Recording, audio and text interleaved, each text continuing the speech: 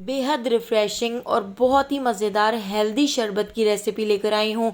इफ्तार में पकौड़े समोसे खा के बहुत ज़्यादा हैवी हो जाता है। एक गिलास इस शरबत का पी लेंगे तो मैदे की सारी गर्मी ख़त्म हो जाएगी, मैदे में ठंड पड़ जाएगी और ये मज़ेदार सा शरबत पीकर सुकून मिल जाएगा। तो चलिए चलते हैं इस बहुत ही हेल्दी और मज़ेदार से शरबत की रेसिपी की तरफ। इस हेल्दी शरबत को बनाने के लिए सबसे पहले एक बाउल के अंदर मैंने बेसिल सीड्स सोक कर दिए हैं, यानी 2 टेबल स्पून हमने तुक मलंगा पानी में भिगो दिया है। अब हमने यहाँ पर एक पतीली ले ली है। इस पतीली के अंदर मैं ऐड कर देती हूँ 3 से 4 इंच का गुड़ का टुकड़ा। इसके साथ ही हमने यहाँ पर आलू बुखारे ले लिए हैं, तो 15 के करीब आलू बुखारे भी मैं इसके साथ ही इस पतीली के अंदर ऐड कर देती हूँ। अब मैंने यहाँ पर एक लेमन ले लिया है, तो मैंने यहाँ पर छोटे साइज़ का लेमन लिया है। इस साइज़ के मैंने 2 लेमन इसके अंदर ऐड किए थे। 2 लेमन जूस भी हम इसके अंदर ऐड कर देते हैं। अब मैं इसके अंदर ऐड कर देती हूँ 3 गिलास भर के पानी।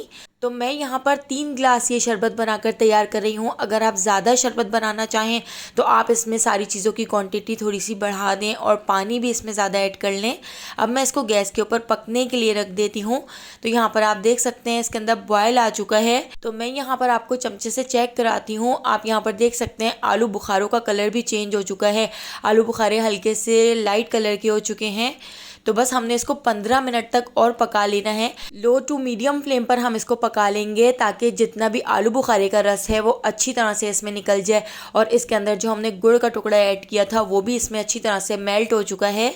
तो यहाँ पर इसको पकते हुए 10 से 12 मिनट हो चुके हैं। अब मैं इसके अंदर ऐड कर देती हूँ 1/4 टीस्पून नमक। नमक हम फ्लेवर के लिए ऐड कर रहे हैं। इसके साथ ही अब मैं इसके अंदर ऐड कर देती हूँ काला नमक। तो काला नमक भी मैंने इसके अंदर 1/2 टीस्पून ऐड किया है।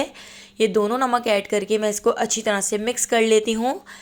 अब हमारे इस शरबत को पकते हुए 15 मिनट के करीब हो चुके हैं और जो हमने आलू बुखारे ऐड किए थे, आलू बुखारों का सारा रस इसके अंदर निकल चुका है।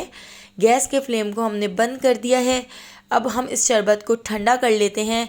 तो ठंडा करने के लिए मैंने इसको काउंटर के ऊपर रख दिया था। ठंडा करने के बाद अब हम इसको छान लेते हैं। तो एक स्ट्रेनर की मदद से मैं इसको एक बोल के अंदर छान लूँगी। और हमने जो इसके अंदर आलू बुखारे ऐड किए थे, अगर आप चाहें तो इन आलू बुखारों को बिरयानी में ऐड कर सकते हैं। मैंने इनको डिस्कार्ड कर दिया था। अब हम इस शरबत को ग्लास में निकाल लेते हैं। तो मैं आपको ग्लास में निकाल के दिखाती हूँ कितना ज़्यादा रिफ़्रेशिंग और कितना ज़बरदस्त शरबत बना है। मैं इसके अंदर ऐड कर देती हूँ 2 टेबल स्पून के करीब बेसिल सीड्स। तो यहाँ पर मैंने इसके अंदर तुक मलंगा भी ऐड कर दिया है। इससे बहुत ही ज़बरदस्त और बहुत ही रिफ़्रेशिंग हमारा शरबत बन के तैयार होगा और इसका टेस्ट इतना मज़ेदार है कि आप एक बार बनाएंगे, अफ्तार में 1 गिलास पीने के बाद घर वाले दूसरा गिलास ज़रूर मांगेंगे। तो देखिए मैंने यहाँ पर गिलासों में शरबत निकाल लिया है। इस शरबत को पीकर इतना ज़्यादा सुकून मिलेगा, इतना ज़्यादा रिफ़्रेशिंग शरबत है कि मैदे की सारी गर्मी को ख़त्म कर देगा, सारी बदहज़मी को ख़त्म कर देगा। पकौड़े समोसे खा के बहुत ज़्यादा हैवी फ़ील होता है, तो बस एक शरबत का गिलास आप पी लें, आपको मज़ा आ जाएगा और इसका टेस्ट भी बहुत ही मज़ेदार है।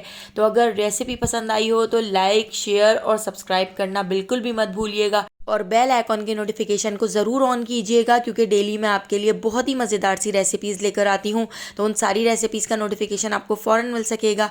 आने वाली वीडियो तक मुझे दीजिए इजाज़त। अल्लाह हाफ़िज़।